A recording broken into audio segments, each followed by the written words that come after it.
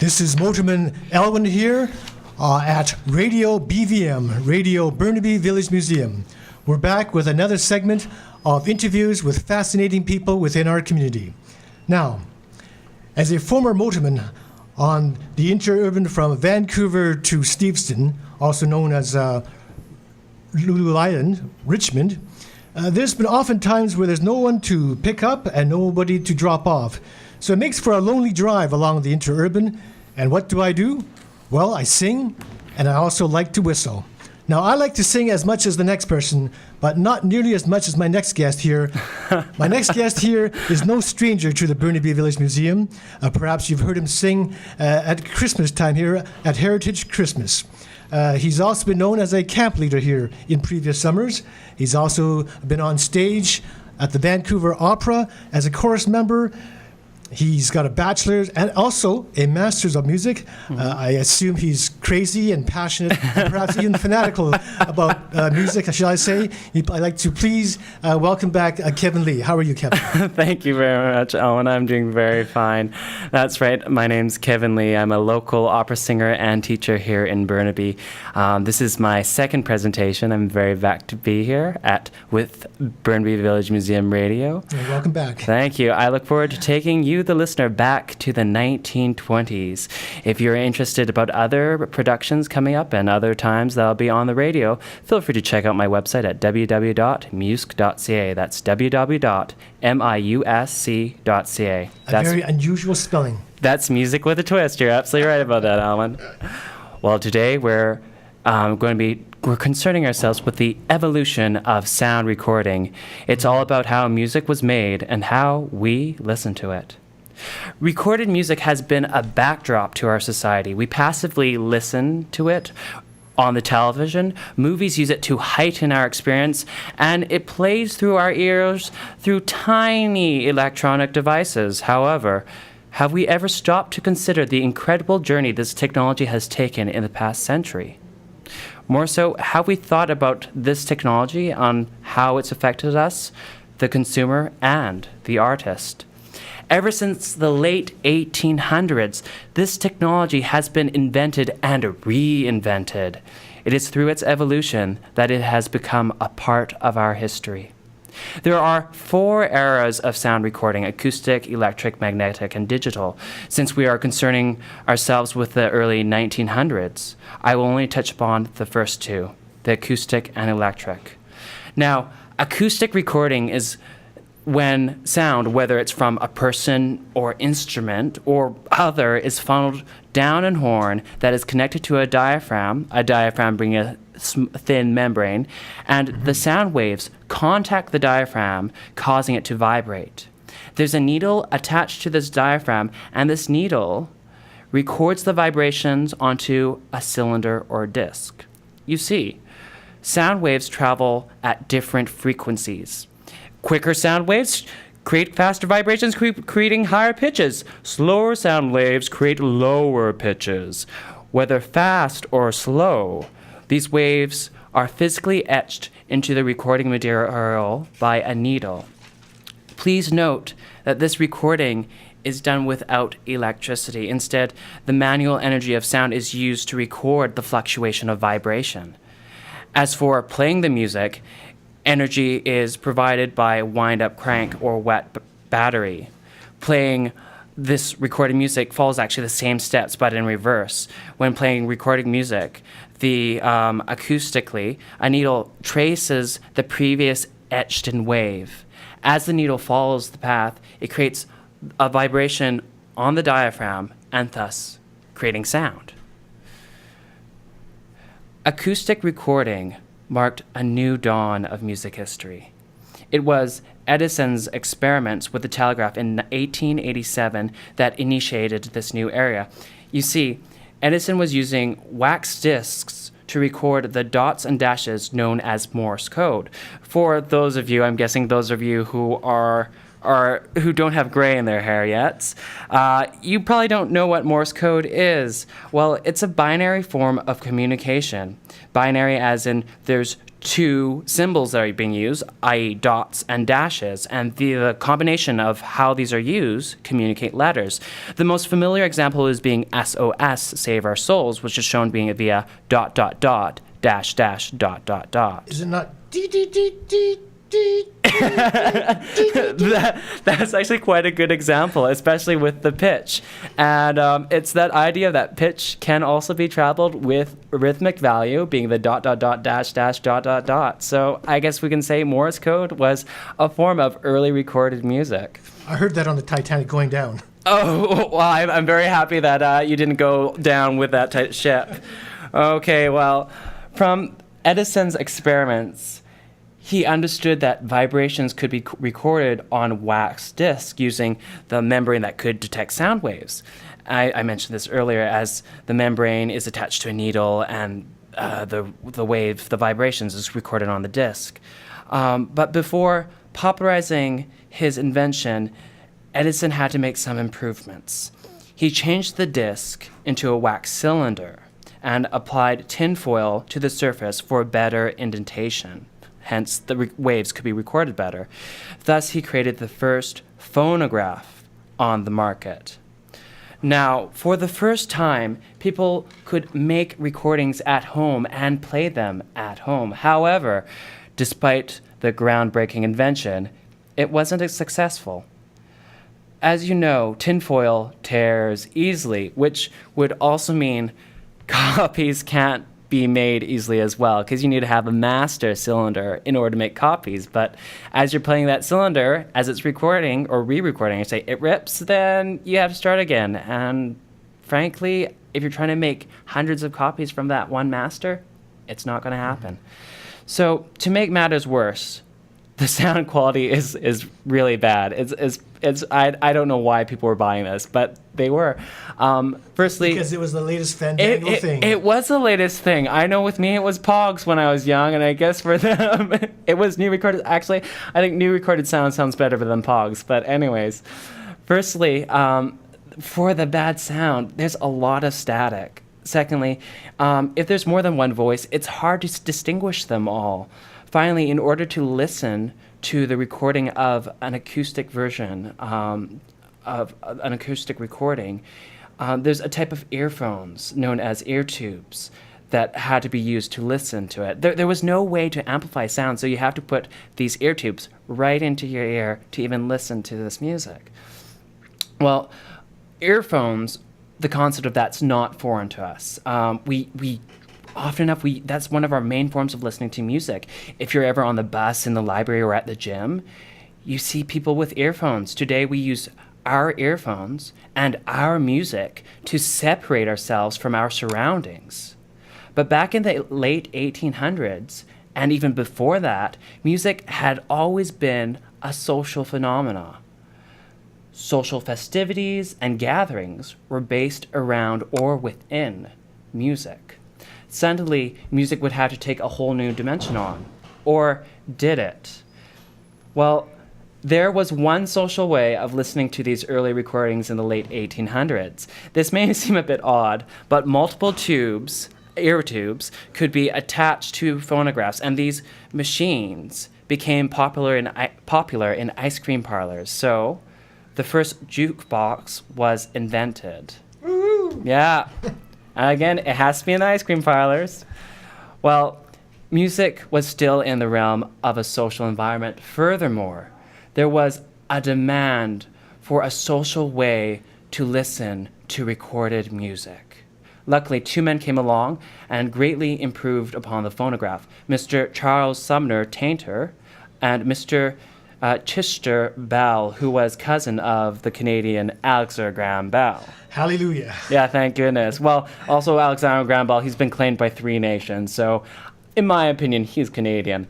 These two created the graphophone. Make sure I am saying graphophone, not gramophone. This is the graphophone. And from the graphophone, the sound quality improved. How did they do this? Well, firstly, they didn't need ear tubes now. Instead, the magnitude of the vibrations increased through a horn or a sound box that amplified the sound waves, making it loud enough to be heard. Secondly, It used a hard wax cylinder without tin foil, to record sounds, causing greater sound quality. Finally, it could be powered manually or via wet battery. Naturally, Edison, being an extremely competitive businessman, made similar improvements on his phonograph. Now, I'm going to go through 3 recordings. The first recording is on Edison's phonograph from 1888. It is of Handel's Israel in Egypt. Unfortunately, it is highly degraded, but if you listen to it, it gives you an idea of its limitations and the amount of static that could be involved. Let's listen.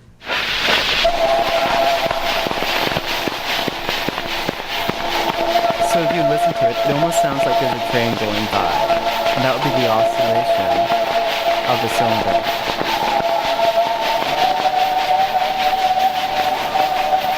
Now, Alan, how well can you hear this? I can make it out. You can make it out. I wouldn't really call it being heard. Well, as a motorman, I love this sound. Well, it's much softer than the motors that you'll be working in. But if you notice, it's a high pitch. With acoustic recording, they would be trying to get all the sound into a horn or a tube. You can think of it like a tube. And this horn, it could only direct sounds onto the diaphragm of certain frequencies. So the higher you go and the lower you go, not as much sound is going to be captured, unfortunately. If any. Yeah. I'm going to have another recording play. This is a recording taken in 1904. So it's a little bit later, but you can still hear the oscillation. And again, the quality isn't that good. Listen. This is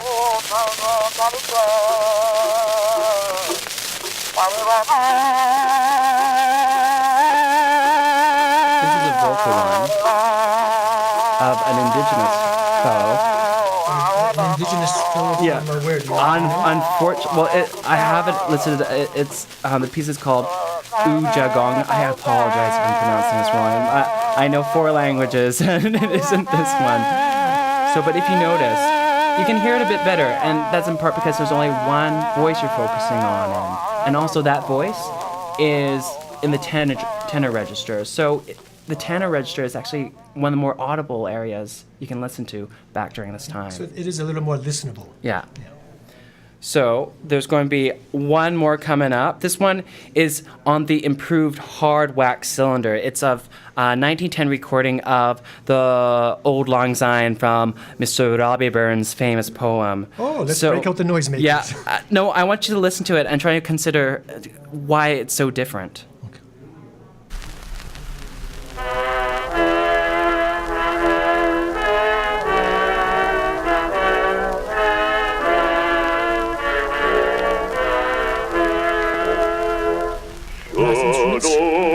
That's a good one. That's absolutely right. It's just a shot in the dark. Yeah, well, no, you're absolutely right. Brass instruments, compared to violins and some woodwinds, they are a lot louder. You know, when you go over to an orchestra, when you see a performance, those instruments are towards the back because their sound travels no problem. And also, some of these brass instruments, they're the lower ones. They're not the higher ones. They are in that happy range. And if you listen to this one as well, you can hear that, again, it's a male's voice singing. They don't use female voices.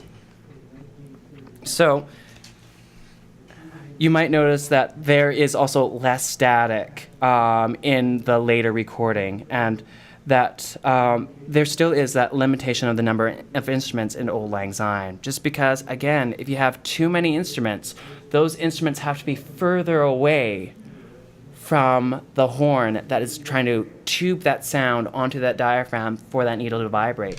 If you have, like in an opera, which handles the first one we listened to, Israel in Egypt, that one is an opera. That has a much more sizable orchestra than for Old Lang Syne. So you probably are only hearing the first few violins that are closer to the recording device, while the ones further away are redundant, unfortunately.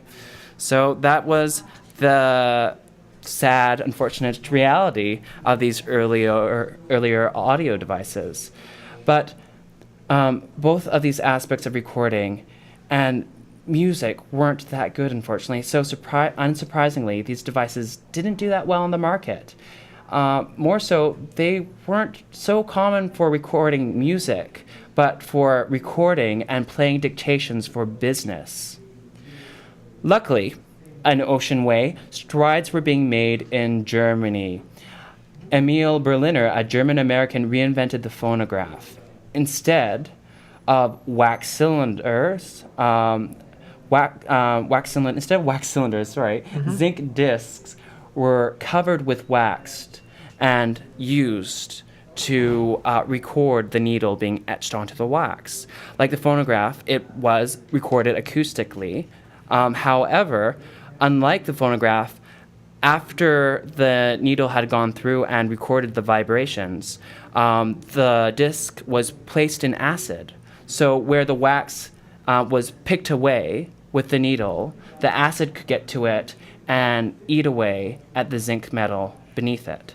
So this reinvention was known as the gramophone. And this is something that I think nowadays people are still a bit more familiar with. We all know about the picture, the dog listening to his master. And we all are familiar with the records. His master's voice? Yeah, his master's voice. That HMV? Exactly. His master's voice. That's absolutely correct. Mm-hmm. And also we recognize records. We don't recognize the cylinders. This is something that we're familiar with now. Just getting off a little bit off topic. Yeah, what was totally. the name of that dog? Nipper. Oh, geez. Nipper. Yes, it was Nipper. I was reading that. I was worried that you might ask me on that, but thank you for knowing. Anyways, so further improvements were, of course, made. Harder rubber records were introduced in the 1890s, and then solid wax records in the 1900s. This tougher material made records more durable. With the new gramophone company, the phonograph set out to compete against it. During the early 1900s, the phonograph and gramophone companies competed in courts and in aesthetic. Phonograph makers such as Edison challenged the gramophone patent for patent infringement, and they did this for a decade. Aesthetically, companies added decorative horns such as the Monarch or Morning Glory horn. So we're probably more familiar with the Morning Glory horn. It's a very pretty horn.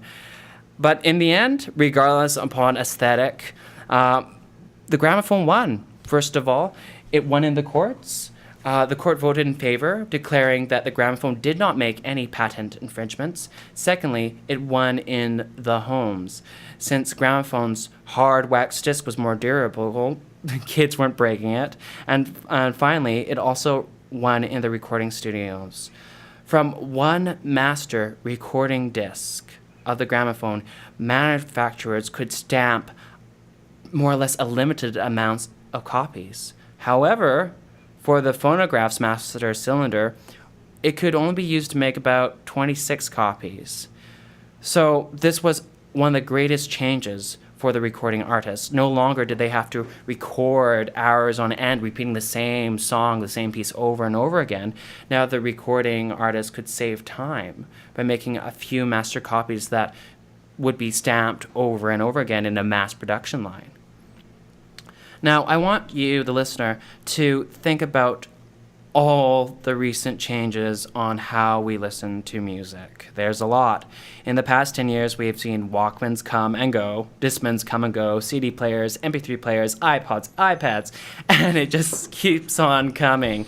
And there's more to come yet. Oh, yeah, you bet there's more. There's cloud and all this other stuff now. But anyways, it was similar with the gramophone, maybe not to the same magnitude, but there were similarities. From 1910 to 1920, we see gramophones placed upon large oak and mahogany etched-out design cabinets, absolutely breathtaking. And to the other end, to small, unimpressive wooden carrier boxes for transport. And even there was a type of gramophone Walkman that was mechanically powered. Just like today's market, music, audio music, spanned from being within the home to outside the doorstep.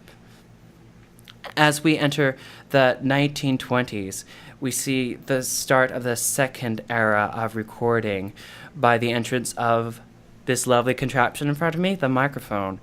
The microphone had been used for a while with telephones and radios, but in the 1920s, we finally see changes due to the microphone's use in audio devices and movies and also in public radio.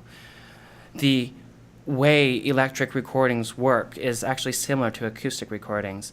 Just like acoustic recording, it uses a needle on a recording disc. However, the needle was connected to a microphone, which relays the sound waves electrostatically, and the electric energy is converted into mechanical energy, and the needle etches the vibration on the record, just like in acoustic recordings. In addition, since the electric energy is being used, it was able to pick up a greater range of pitches. Because again, the microphone, this beautiful contraption in front of me, I don't have to be right up against it, nor do I have to speak all that loud. It just picks it up that much better. Thus, with greater range and better recordings, it applied to a greater market of listeners and artists. In order to listen to the recording, the process just works in reverse. The needle reverse. The mechanical energy from the needle is converted into electrostatic and communicated through a speaker. So with a speaker, unlike a horn, the volume, as we know, can be manipulated. With electric recordings, a complete range of sounds could be recorded and played as well. This revolutionized the gramophone and movies. Talkie movies came into existence in the late 1920s, ending the era of silent film, which is unfortunate for great actors like Charlie Chaplin.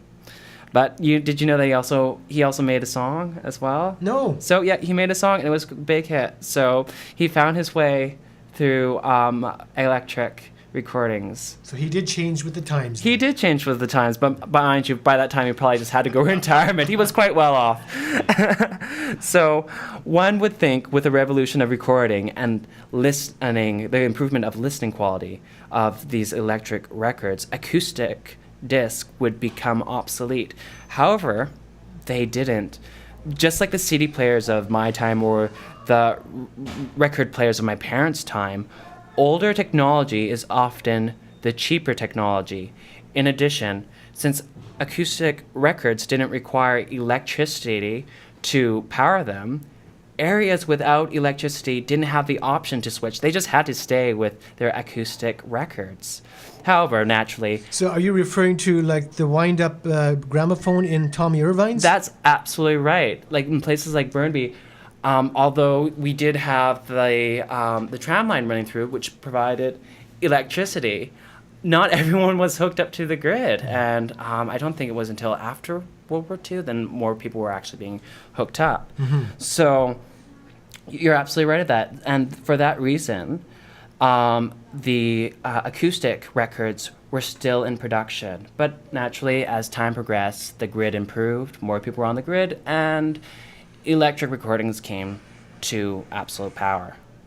So we've talked about the history of recording, the early history, and how these devices work. But what does this mean to the artist, the recording artist?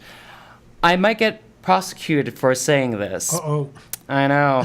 As I'm sure many listeners would agree with me today, today's pop singers don't necessarily have to have good voices or much talented at all. Oh my God. Yeah, I know, right? I think our phones are going to ring off the hook now. Yeah, I know, right? I'm getting in trouble. Not that I'm saying that there aren't plenty of talented pop singers out there. There are. And I do listen to them. I do have a little passion for pop. But we now live in a digital world where music is cut and pasted. Pitches can be adjusted, so if anyone's singing off key, they can be corrected. There's a software for that. Yeah, there is. I don't even know the name because I don't want to know the name of the software, but you're right, there is a software for that. And sometimes sound is more machine than man. So, but with acoustic, electronic recordings, it doesn't have that luxury. since they could not cut and paste studios, at the time they had to take the take one approach, which means either you got the recording right or you didn't get it right at all. If you ever download the best of or the greatest hits album of an artist who existed before the digital recording era, there will be extra tracks of the takes that didn't make it on. But if you listen to these takes, those takes are pretty darn good. But again, it's an entire take, but just one little problem in that take. I'm sorry, you just can't use that.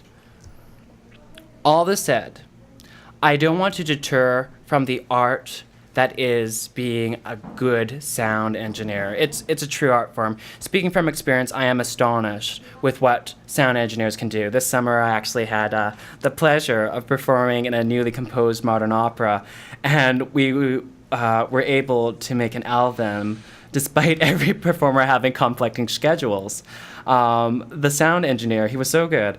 He could put all our voices together through editing our tempo, pitches, and through a lot of cutting and pasting. I wouldn't have the patience for this. So I'm amazed with his vision, his foresight, and knowledge about this field. So That's were you foreign all to in me. the same room at the same time? No, we weren't. It was different days. It was phenomenal. But he was able to make it work. I guess these people also think it's phenomenal. Awesome. But honestly, Somebody agrees with you. Somebody agrees with me. But at the same time, I must say I'm very pleased with how shocked he was when I was able to record my aria with one take. And that take was the first take. That's because you're from the old school. I am from the old school. I am a classically trained vocalist, and it's my job to be able to sing a piece correctly in one take, you know? There's no take two. In opera there is no lip syncing. You can't suddenly ask, to stop or go back, or like there's the conductor and there's 20 to 40 musicians in the pit. And the audience members? And the audience members as Who well. paid big bucks to... Yes, and some of the audience members have told me that. So, but at the same time, it is these high standard reasons why opera played such an important role in popularizing the evolution of recording. As I mentioned earlier, the early phonograph was only fit for recording and playing dictations. Then the phonograph had some improvements, which allowed to have music. Generally, it was Tin Pan Alley songs or songs where there weren't that many people in the not that many musicians, or a very easy to listen to piece. This was part to do, again, because instruments and voice types used had to fit within that pitch frequencies. So as we mentioned before, brass and wind instruments were used because they fit well within that pitch range, and their sounds were loud enough they could be picked up. You will often hear violins and singers as well, although they are softer and they don't carry as well. They would just be moved up towards the recording horn. So there was still a limitation. However, people still wanted to hear opera. Opera was king. Every big city and growing town had an opera house, even in Cloverdale. Cloverdale had an opera house in the early 1900s. Cloverdale, I mean Cloverdale, Surrey? Yeah, Cloverdale, Surrey had an opera house. I know, I'm surprised too. It's in part too, that area was very popular in the time, but it's Cloverdale. Not that I hope I'm not offending anyone in Cloverdale, but I think they would also be surprised. I don't know if our signal reached there. Woo! Anyways, so when the improved gramophone came out, it finally provided a recording venue for opera to get recorded and distributed to audiences outside of the opera houses. But there was still a restriction in range, and this was still acoustic chording, so there was no way to amplify the musicians with microphones. There was none of that. So with cylinders, the loudest instruments had to be placed further from the recording device, and the softer instruments closer, just like before. And soloists had to be right up against the recording horn. Interestingly, the tenor range fit perfectly with a range of pitches that could be picked up on the recordings. Thus, the golden era of the tenor recording started. And perhaps this is one reason why tenors are still very popular to this day. You know, when you hear a spaghetti commercial, it's a tenor. When you hear a commercial to Italy, it's a tenor. Even in some video games I'm thinking of, the individual singings are tenors. So just to give you an idea of the dynamics between acoustic and electric recordings, I have 2 recordings of Canadian Edward Johnson. He's one of the great Canadian tenors. He's a fellow UWO alumni, well, my old school, and a former director of the Metropolitan Opera. So the first recording is acoustic. It's of Pagliacci by Rurigo Cavallo.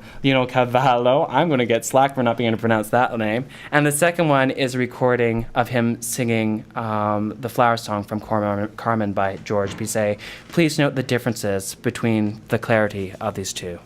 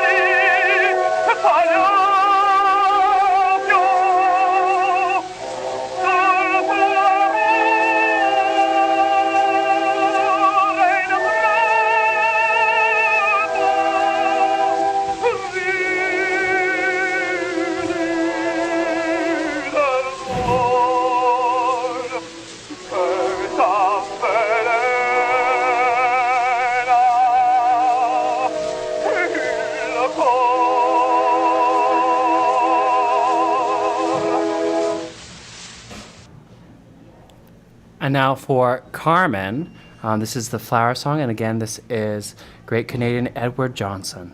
Okay, Edward Johnson.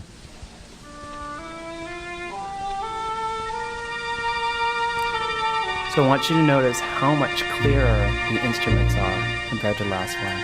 Complete difference.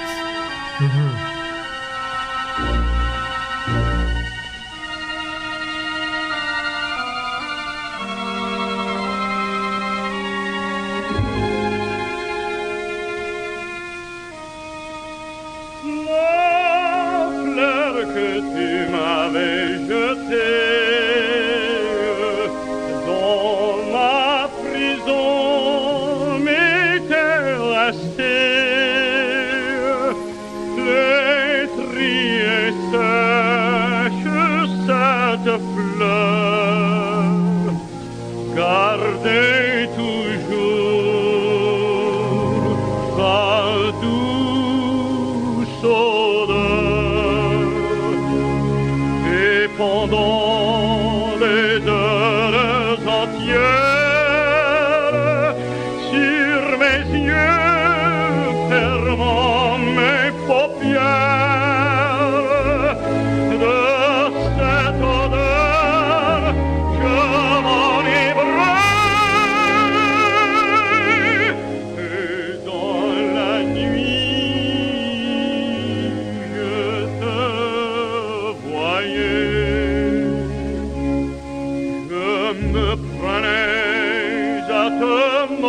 dire, toi te détester à me dire,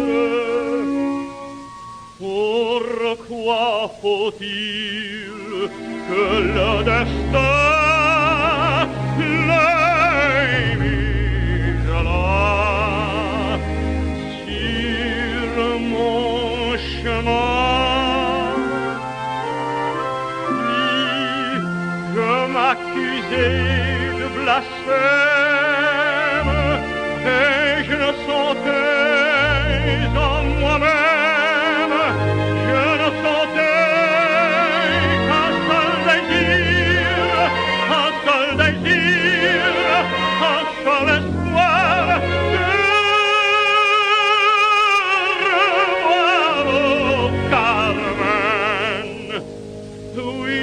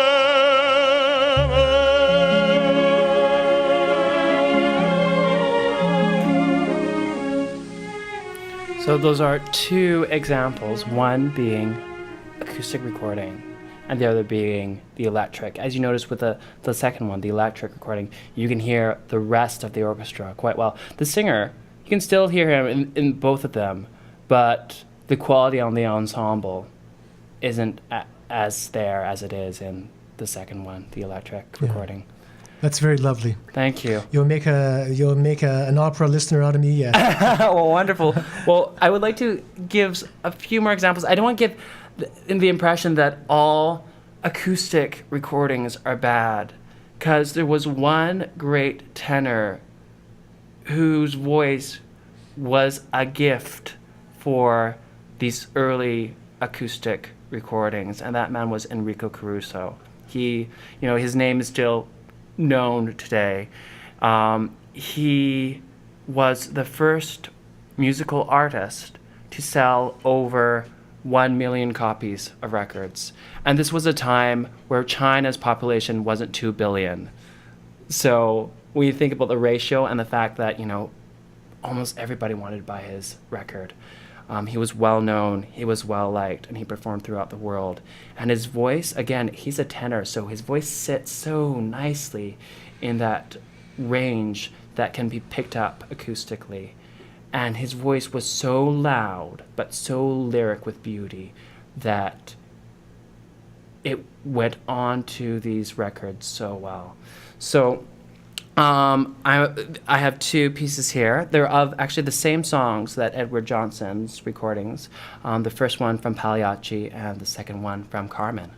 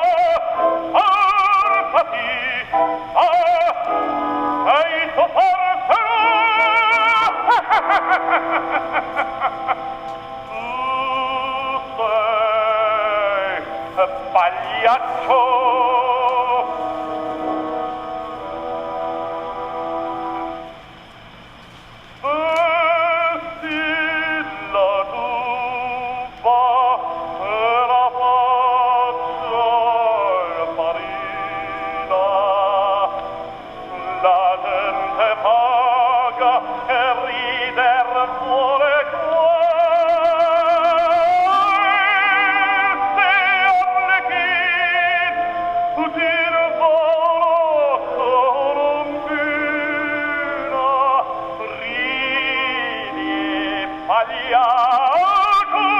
e ognuno s'applaudirà.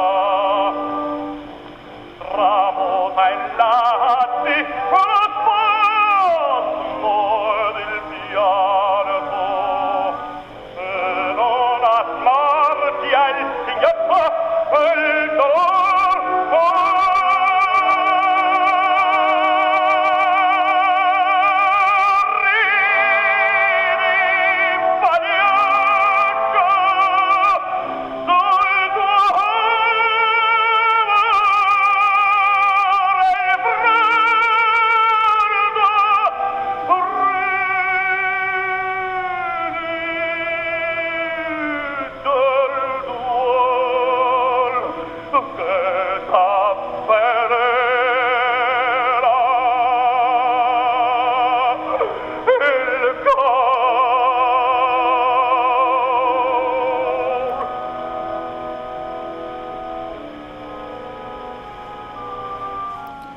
And that was, again, Pagliacci. The next one is Carmen. And if you listen to these recordings, you can hear him fine. But again, that balance with the rest of the orchestra isn't quite there. But again, his voice was so good that acoustic recordings picked it up so well.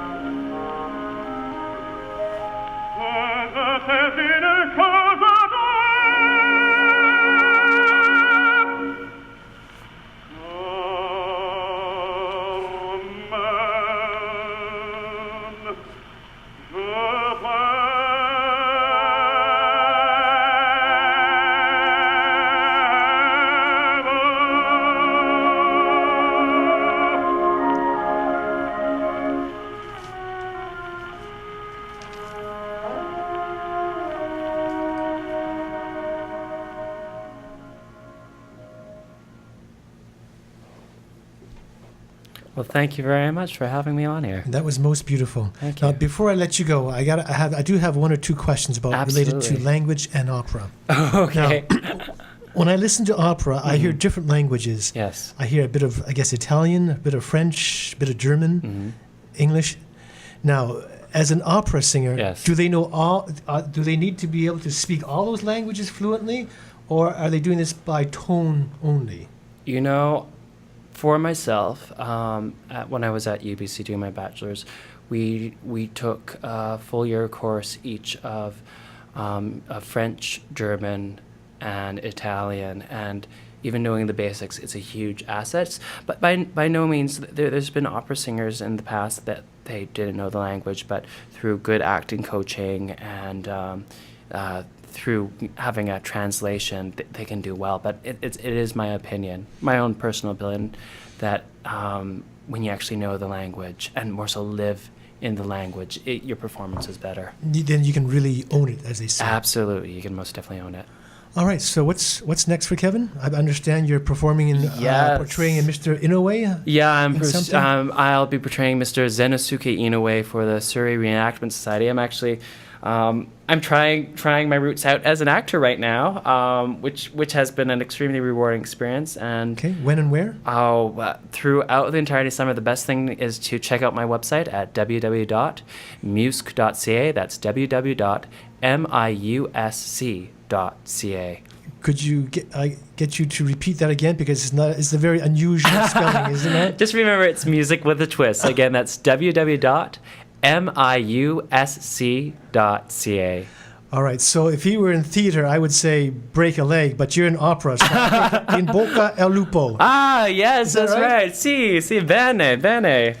So we've been in conversation with Kevin Lee, musician, opera, walking encyclopedia of the technology of recording. And it's been a real special time to spend this time with you this afternoon here. You too, Elwin. Thank so you. this is Motorman Elwin here at Radio BVM signing off for another day.